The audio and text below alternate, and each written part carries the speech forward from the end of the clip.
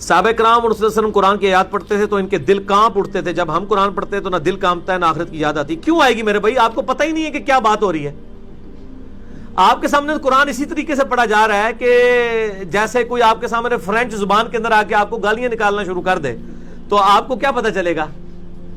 جیسے وہ کہتے ہیں نا ایک پاکستانی چلا گیا کوئی عرب ملک میں تو اس نے وہ بدتمیزی کی کسی عربی کے ساتھ, اس نے آگے سے جو اس کو عربی میں گالیاں نکالنی تھی, ذرا پنجابی میں تو نکالنی تھی. وہ کہتے ہیں یار بڑے چنگے نے وہ تو قرآن ہی پڑھ دینے کو جو مرضی کرو نا. تو صحابہ ہی ہے تو قرآن کا ترجمہ پڑھے نا میرے بھائی. اب رمضان شریف آنے والا ہے, آج کیا ہو چکی شعبان کی, میرا دوسرا عشرہ شروع ہو چکا ہے. تو رمضان شریف آنے والا ہے, اس دفعہ قرآن پاک کے ترجمے کو اپنا ٹائم دینا. اور بڑا آسان طریقہ یہ ہے کہ آپ قرآن کا ترجمہ اور تلاوت جو ہے نا وہ عربی اور اردو ترجمے کے ساتھ جو صوت القرآن چینل والا ہے یوٹیوب پہ بھی رکھا ہے وہ سننا شروع کریں. علی بھائی, ایک شخص یورپ یا دبئی یا قطر جیسے ملک میں رہتا ہے, وہاں فحاشی بہت عام ہے, ایسے میں اپنی خواہشات پر انسان کیسے قابو پائے, رہنمائی کرے؟ یہ مسئلہ صرف وہاں تو نہیں ہے, یہاں پہ بھی ہے. ذرا میں نے اس کا طریقہ بھی بتایا ہوا ہے, میری طرف متوجہ رہیں, آپس میں گپ شپ نہ کریں. فحاشی سے بچنے کا بڑا آسان طریقہ ہے کہ روزانہ 1 منٹ کے لیے موم بتی کے اوپر اپنا ہاتھ رکھیں. جب آپ کا ہاتھ برداشت کرنا شروع کر دے تو اس کے بعد آپ 1 منٹ کے لیے فحاشی کرنا شروع کر دیں, اور اگر نہ کر سکے تو بچ جائیں اللہ کے عذاب سے. میرا یوٹیوب پہ کلپ بھی ہے گناہوں سے بچنے کا آسان طریقہ بھی بتایا ہوا ہے پھکی سمیت, ٹھیک ہے نا جی. تو یہ مسئلہ تو ہر جگہ ہے. اس کا آسان طریقہ یہ ہے میرے بھائی, اچھی صحبت اختیار کریں. ان ملکوں کے اندر تبلیغی جماعتیں بھی جاتی ہیں, ان کے ساتھ آپ اٹیچ ہو جائیں. ان کی جو کمزوریاں اپنی جگہ ہے لیکن کم از کم ایک اچھا ماحول رہے گا. اچھے ماحول کے بغیر آج کے دور میں کوئی بندہ نیک نہیں رہ سکتا, اور یہ قرآن کا فیصلہ ہے. یا ایھا الذین آمنوا اتقوا اللہ وکونوا مع الصادقین, اے ایمان والو اللہ کا تقوی اختیار کرو اور نیکوکاروں کے ساتھ رہو. تقوی اختیار کرنے والوں کے ساتھ رہو گے تو تبھی تمہیں نیکی فائدہ دے گی, ادروائز تو کوئی شخص نیک اکیلا رہ ہی نہیں سکتا. بالکل یہ آپ نکال لیں, نیک سے نیک انسان بھی نہیں رہ سکتا. میں اکثر اپنے بھائیوں کو کہتا ہوں کہ ہم یہاں 1 مہینے کے لیے درس بند کر دیں تو آپ اپنے ایمان کا لیول خود دیکھ لیجیے گا, نہیں رہ سکتا. ان ملکوں میں بھی آپ اٹیچ ہوں, ادروائز یوٹیوب کے ساتھ اٹیچ رہیں, قرآن پاک سنیں. اب تو آپ کے موبائل کے اندر ہر چیز موجود ہے تو بڑی آسانی سے قابو پا سکتے ہیں.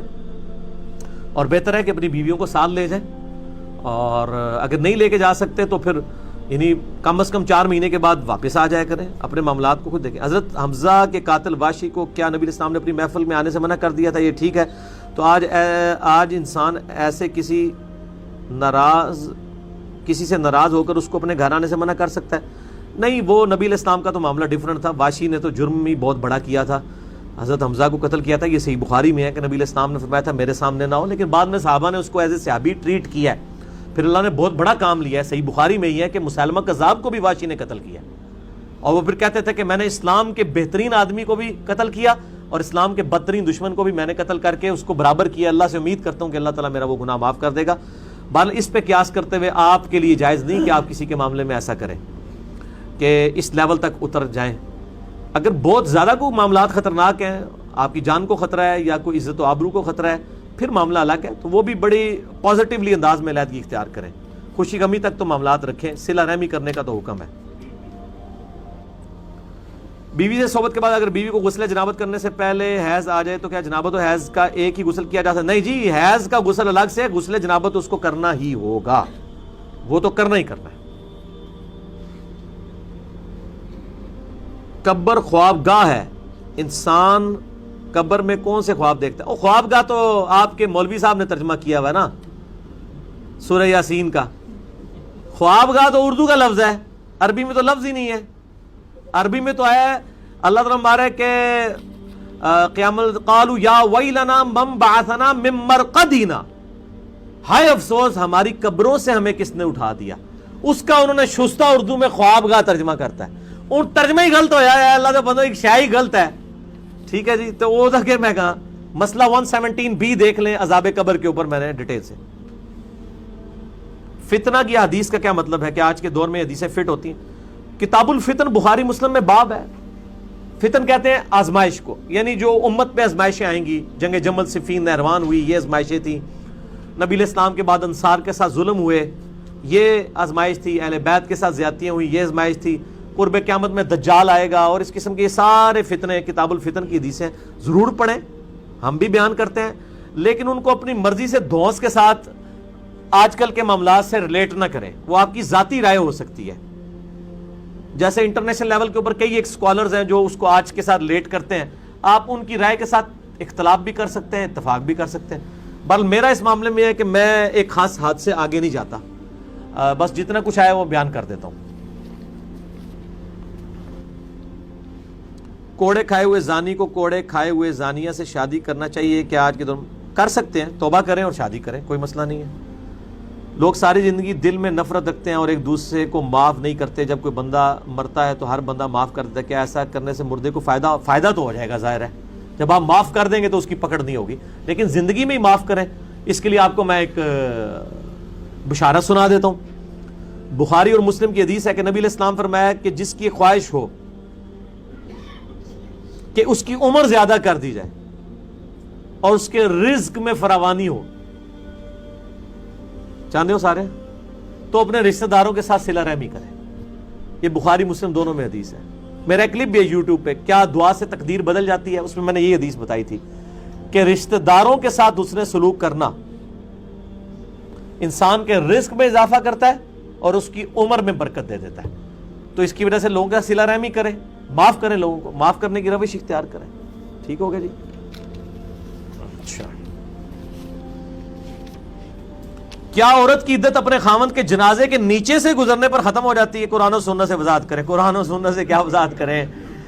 ایسا پٹھا سوال لکھ کے بھیجا دے اللہ دے وہ بندے ہو. اے تواڈے اپنے معاشرے چ ہوندا ہے. عدت تے ادو ہی ختم ہونی ہے.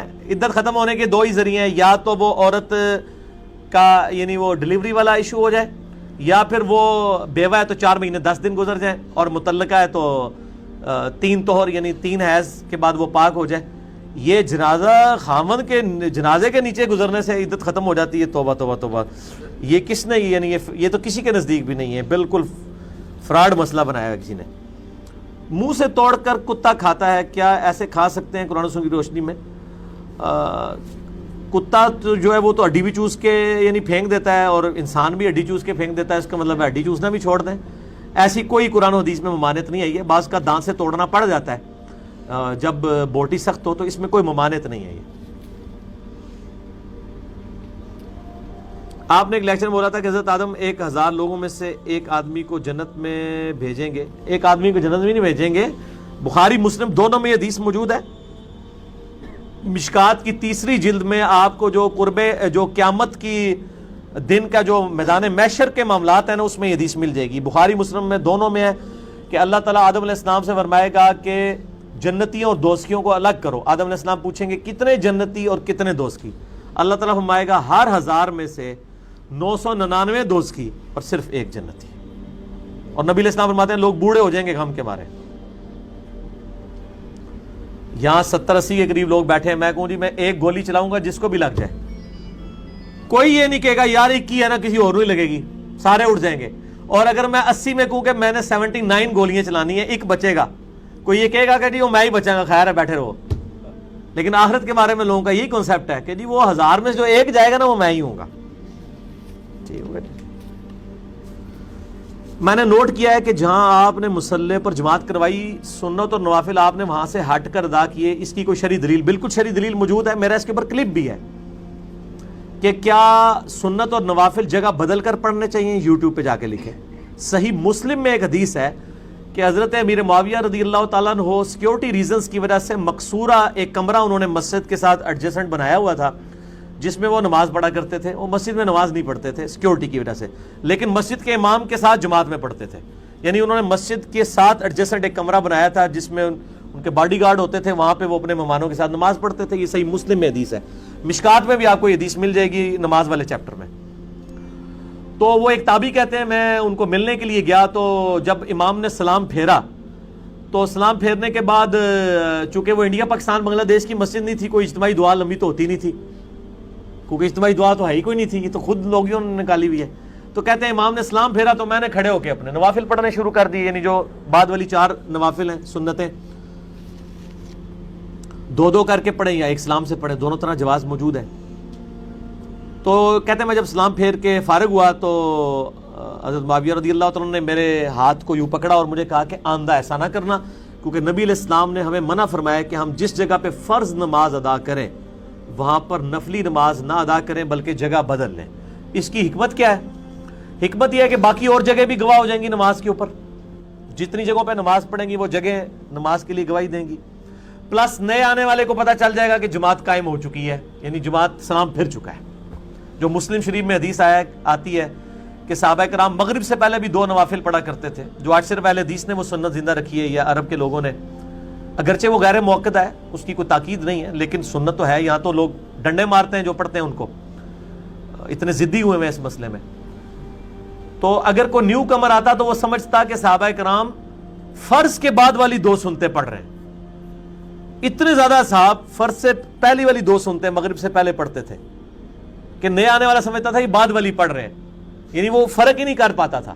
اس سے بات پتہ چلی کہ صحابہ کرام مسجد میں پہلے والے 2 نفل بھی پڑھ لیتے تھے، 2 سنتیں، اور بعد والی بھی 2 سنتیں پڑھ لیا کرتے تھے۔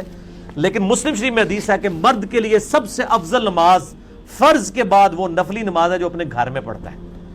بہتر یہ ہے کہ سنتیں اور وتر گھر میں پڑھنی چاہیے، یہ افضل ہے۔ اچھا جی، موت کا وقت مقرر ہے تو عمر کیسے دراز ہو جاتی ہے؟ یہ آپ کو ٹینشن لینے کی ضرورت نہیں ہے میرے بھائی، نہ آپ نے دراز کرنی ہے۔ یہ وہ وقت جس نے مقرر کیا ہوا نا تقدیر میں، ٹھیک ہے نا جی، اسی نے جس نے وقت مقرر کیا ہے تقدیر میں، اسی نے تقدیر میں لکھا ہوا ہے کہ جب یہ مجھ سے دعا کرے گا تو میں اتنے سال اس کی عمر بڑھا دوں گا۔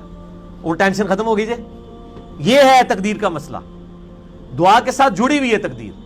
یہ بات بھی تقدیر میں لکھی ہوئی ہے کہ جب یہ مجھ سے دعا کرے گا تو میں اس کے ساتھ یہ معاملہ کر دوں گا، ٹھیک ہے؟ تو لہذا تقدیر کوئی تبدیل نہیں ہوگی۔ تقدیر میں آلریڈی لکھا ہوا ہے کہ اس کی عمر 40 سال ہے، لیکن یہ 39ویں سال میں پہنچ کے اپنے رشتہ داروں کے ساتھ اتنا اس نے سلوک کرے گا کہ میں اس کی عمر 60 سال کر دوں گا۔ لو ہاں، تسی حساب کتاب رکھنا ہے اللہ دے بندے ہو، اللہ نے رکھنا ہے، تسی نہ ٹینشن لو کسی گل دی۔ اچھا جی، خواتین کا عید کی نماز پڑھنے کا کیا حکم ہے؟ بخاری مسلم میں موجود ہے، نبی علیہ السلام نے فرمایا کہ ایون جو عورتیں یعنی حیض کی حالت میں ان کو بھی عیدگاہ کی طرف لے کے آؤ، لیکن یہ عیدگاہ کے لیے، مسجد میں نہیں وہ عورتیں جا سکتی، کیونکہ مسجد میں تو عورت اس حالت میں جا نہیں سکتی۔ عیدگاہ چونکہ مسجد کے حکم میں نہیں، وہاں لے کے جاؤ، مسلمانوں کی دعاؤں میں شامل ہوں، لیکن نماز نہ پڑھیں۔ تو آج کل بھی جہاں اوپن گراؤنڈ میں ہوتی ہے وہاں لے کے جانا چاہیے، لیکن اس کی فرضیت نہیں ہے، ترغیب کی حد تک ہے۔ پلاٹ کی زکات ہوتی ہے، اگر زکات ہوتی ہے تو کیا ہر سال نکلے؟ پلاٹ صرف وہ ہے جو کاروبار کی نیت سے آپ نے لیا ہے، اسی کی زکات ہوگی، بیچنے کی غرض سے، انویسٹمنٹ کے طور پہ۔ یعنی ایک بندے کے پاس 10 تولے سونا تھا، اب وہ 10 تولے بیچ کے پلاٹ لے لیتا ہے اور کہتا ہے جی میں زکات سے بچ جاؤں، سونا تو کوئی نہیں ہے، نہ، اس کی قیمت پہ زکات دینی ہوگی۔ ہاں، مکان بنانے کے لیے اگر کوئی ذاتی پلاٹ رکھا ہوا ہے تو وہ ٹھیک ہے، وہ الگ چیز ہے، وہ کاروبار کی نیت سے نہیں ہے، بیچنے کی۔ یہ آپ نے خود فیصلہ کرنا ہے۔ مسئلہ 795 بھی ہے میرا، زکات کے قدیم اور جدید 70 احکام و مسائل، وہ آپ دیکھیں۔